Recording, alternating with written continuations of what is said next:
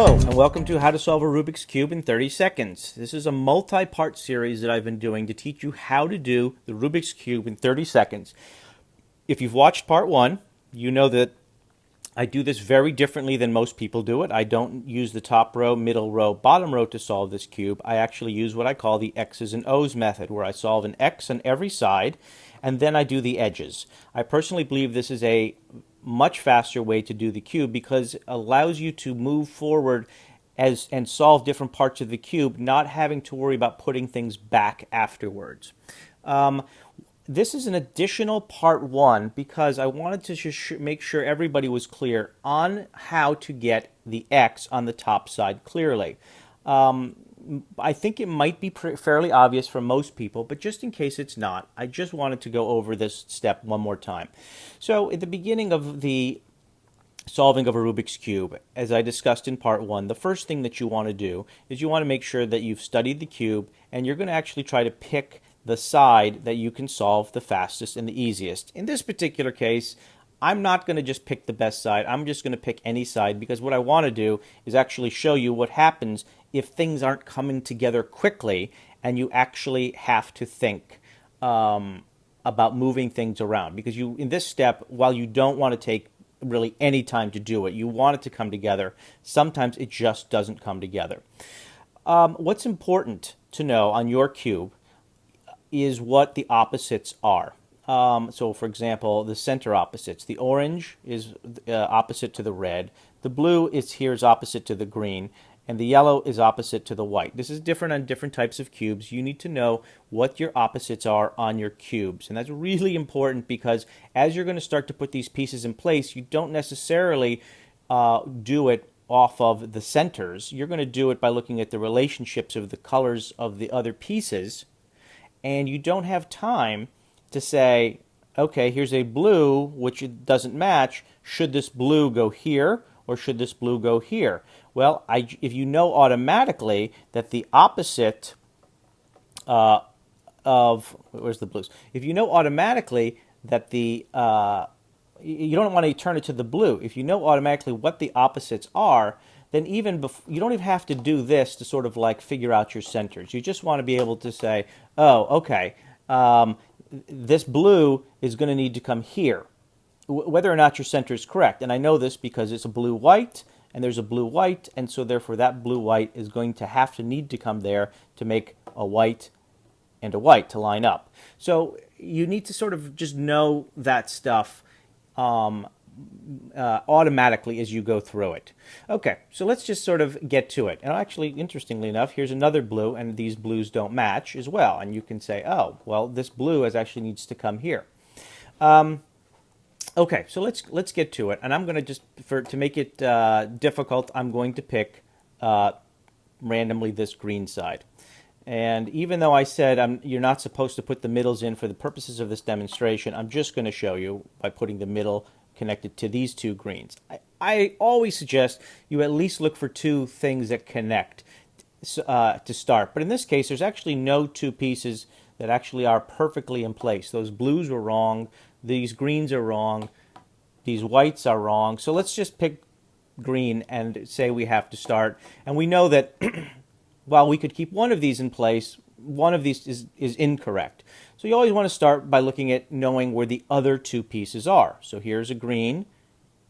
And where's the other green? Oh, there's a green. All right, so here's what you have. You actually have all four pieces. All four greens are on top. But what is wrong about them is that they're all in the wrong spot. So even if you start, you could say to yourself, okay, where is the green, orange, white? Okay, so that this piece is going to need to come here. And here, let me turn this so at least we have like one center place. So ultimately in my head, I'm going to say no matter what, I'm going to put one correct. All right, so then this one, which is the green, orange, white, is going to have to come here. This one, I'm sorry, this one is the green, orange, white. This one's going to have to come here.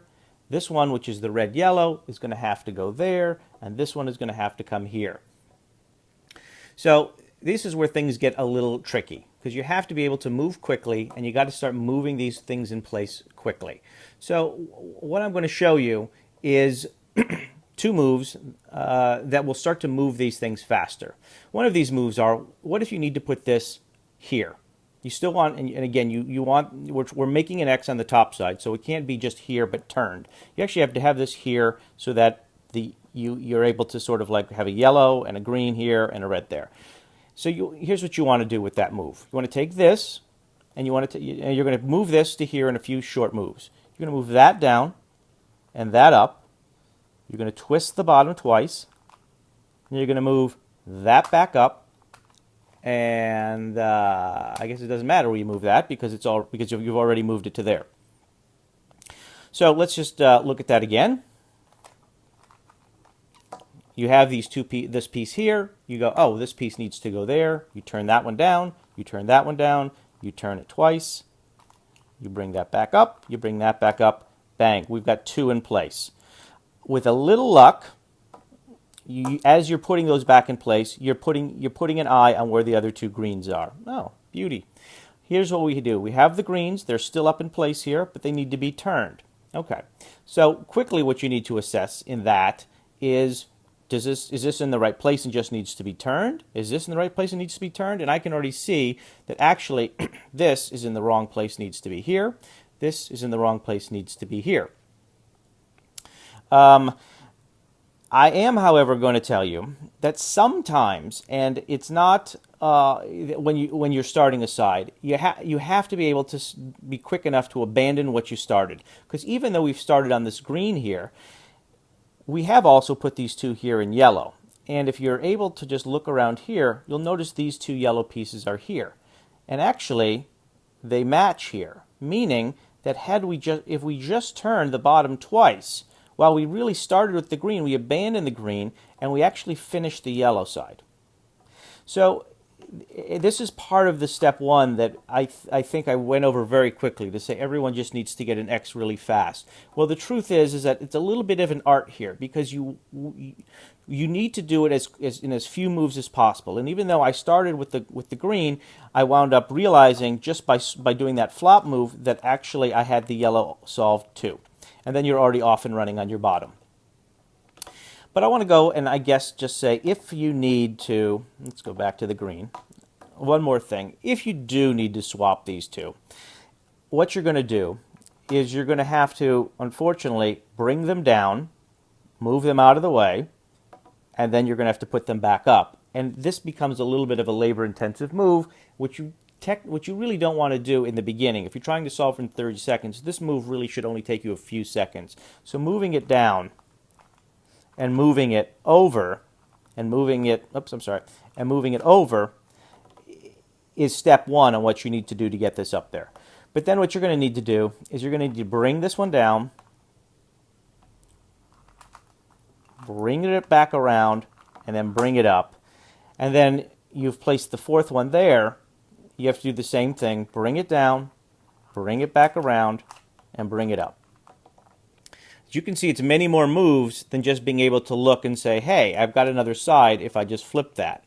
So this really comes down to being able to look at the cube properly before you start and truly find what you can do to get the pieces in place the quickest. I do think this is a lot like an opening chess move.